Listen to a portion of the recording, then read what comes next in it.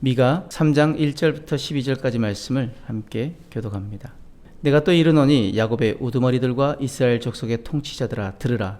정의를 아는 것이 너희의 본분이 아니냐? 너희가 선을 미워하고 악을 기뻐하여 내 백성의 가죽을 벗기고 그 뼈에서 살을 뜯어 그들의 살을 먹으며 그 가죽을 벗기며 그 뼈를 꺾어 다지기를 냄비의 솥 가운데 담을 고기처럼 하는도다.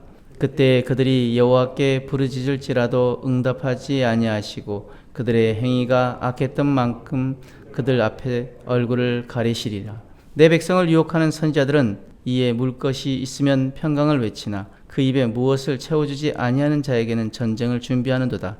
이런 선지자에 대하여 여호와께서 이르시되 그러므로 너희가 밤을 만나리니 이상을 보지 못할 것이요 어둠을 만나리니 점치지 못하리라 하셨나니 이 선지자 위에 해가 져서 낮이 캄캄할 것이라. 선견자가 부끄러워하며 술객이 수치를 당하여 다 입술을 가릴 것은 하나님이 응답하지 아니하심이거니와 오직 나는 여호와의 영으로 말미암아 능력과 정의와 용기로 충만해져서 야곱의 허물과 이스라엘의 죄를 그들에게 보이리라.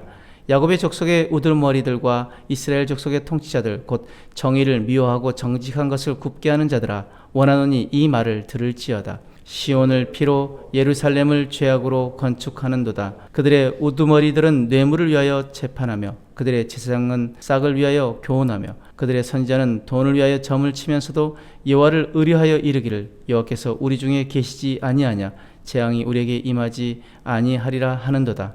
이러므로 너희로 말미암아 시온은 갈아엎은 밭이 되고 예루살렘은 무더기가 되고 성전에 사는 수풀의 높은 곳이 되리라. 오늘 하나님 우리에게 아주 불편한 질문 하나를 던지십니다. 1절 말씀에 정의를 아는 것이 너희의 본분이 아니냐?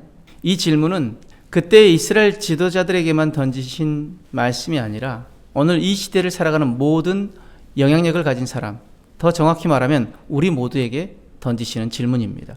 직분이 있습니까? 가정의 가장입니까? 교회에서 섬김의 자리에 있습니까?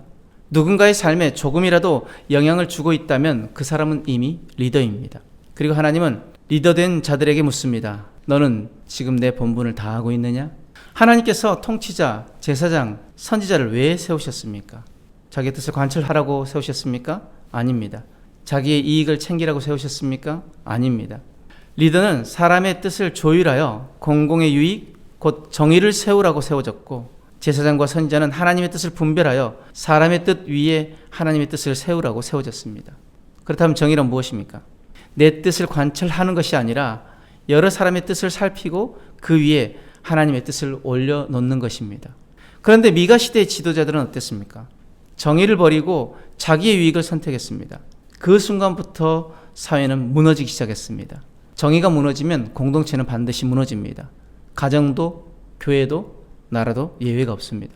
하나님 분명히 말씀하십니다. 4절 말씀에 그때 그들이 여호와께 부르짖을지라도 내가 응답하지 아니하리라 말씀하십니다.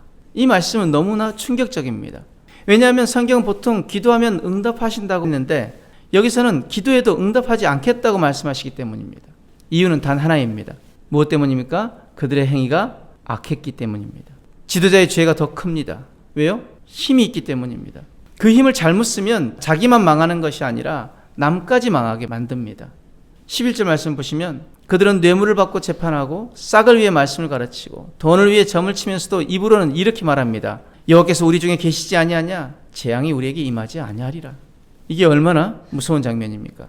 죄를 짓고 있으면서도 자신은 하나님을 신뢰하고 있다고 착각하는 신앙. 예배는 드리는데 삶은 탐욕으로 가득 차 있고 기도는 하는데 결정은 늘 돈이 기준이고 입술로는 하나님을 말하는데 행동은 세상을 따라갑니다. 기억해야 하는 것은 하나님은 이름만 거룩하신 분이 아닙니다. 실제로 거룩하신 분이십니다. 그 하나님은 거룩을 말하는 사람과 함께 하시는 것이 아니라 거룩을 선택하는 사람과 함께 하십니다. 하나님 마지막으로 이렇게 선언하십니다. 12절 말씀에 이러므로 너희로 말미암아 시온은 갈아엎은 밭이 되고 예루살렘은 무더기가 되고 성전에 사는 수풀의 높은 곳이 되리라. 무서운 말씀입니다. 너희 때문에 라고 말씀하십니다. 리더 한 사람의 타락이 도시 하나를 무너뜨릴 수 있다는 말입니다. 오늘도 착각하는 리더들이 많습니다. 심판의 대상인데 칭찬의 대상인 줄 압니다. 회개의 대상인데 축복의 주인공인 줄 압니다. 하나님을 신뢰한다면 땅의 것을 더 움켜쥐지 말고 하늘의 것을 더 붙들어야 합니다. 내려놓지 못하는 리더는 결코 하나님 앞에서 온전한 리더가 될 수 없습니다. 오늘 말씀을 통해서 우리는 무엇을 깨닫습니까? 리더의 본분은 분명합니다. 공의를 세우는 것, 하나님의 뜻을 앞세우는 것, 자기 자신을 희생하는 것, 바로 이것입니다. 높은 자리에 있다고 하나님이 기뻐하신 것 아닙니다. 하나님은 언제나 본분을 지키는 사람을 기뻐하십니다. 오늘 하나님 우리에게 다시 묻습니다. 정의를 아는 것이 너희의 본분이 아니냐? 그러면 오늘 말씀 가지고 이렇게 결단하길 원합니다. 첫 번째, 나는 작은 자리에서도 공의를 포기하지 않겠습니다. 손해를 보더라도 옳은 것을 선택하겠습니다.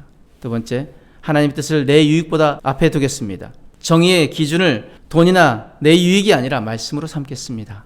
마지막으로 말로 하나님을 신뢰한다고 하지 않고 삶으로 하나님을 증명하겠습니다. 이 결단이 오늘 우리 안에 있길 원합니다. 함께 기도합니다. 사랑의 하나님, 오늘 말씀 앞에서 변명하지 않게 하옵소서. 지도자의 자리에 있으면서 본분을 잊고 살았던 우리의 모습을 회개하오니 용서하여 주옵소서. 정의를 외치면서 정작 내 삶에서는 타협했던 죄를 회개합니다. 하나님의 뜻을 말하면서 내 욕심을 앞세웠던 교만을 회개합니다. 사랑의 주님, 우리로 하여금 착각하는 신앙인이 아니라 깨어있는 하나님의 사람이 되게 하여 주옵소서.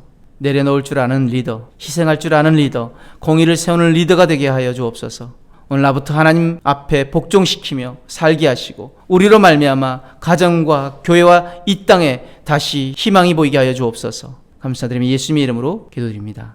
아멘.